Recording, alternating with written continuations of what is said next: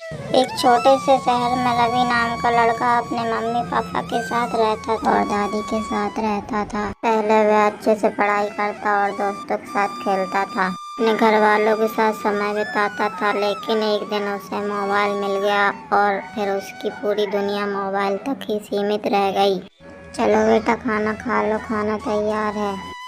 Mummy बस 5 minute, game खत्म करने दो फिर खाता हूँ। अब रवि सुबह उठते से ही मोबाइल में व्यस्त हो जाता था। खाना खाते समय, पढ़ाई करते समय और रात को सोने से पहले तक वह मोबाइल में ही व्यस्त रहता था। घर के सभी लोग उसकी इस आदत से परेशान होने लगे थे। बेटा थोड़ा मोबाइल छोड़कर पढ़ाई भी कर लिया करो। अभी नहीं पापा, बाद में कर लूँगा। बेटा, ज़्यादा मोबाइल देखना आंखों और दिमाग दोनों के लिए ठीक नहीं होता।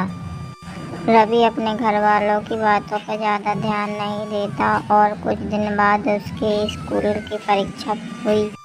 रवि ने मोबाइल की वजह से ठीक से पढ़ाई नहीं की थी, जिसकी वजह से उसके जब परिणाम आए तो उसके अंक बहुत कम थे।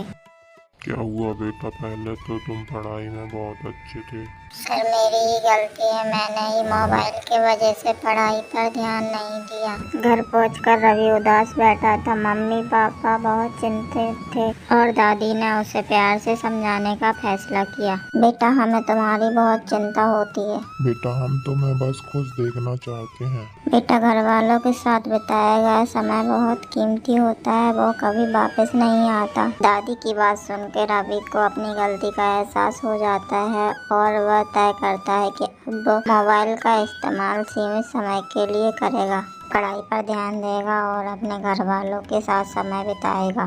दादी, मुझे माफ कर दीजिए, अब मैं मोबाइल कम चलाऊंगा। बेटा, इसमें ही समझदारी है। शाबाश बेटा, अब तुमने सही फैसला किया है।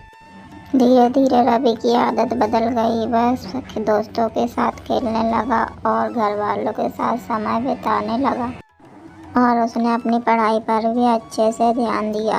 कुछ महीने बाद रवि अच्छे अंकों से पास होता है, जिससे पूरा परिवार बहुत खुश है।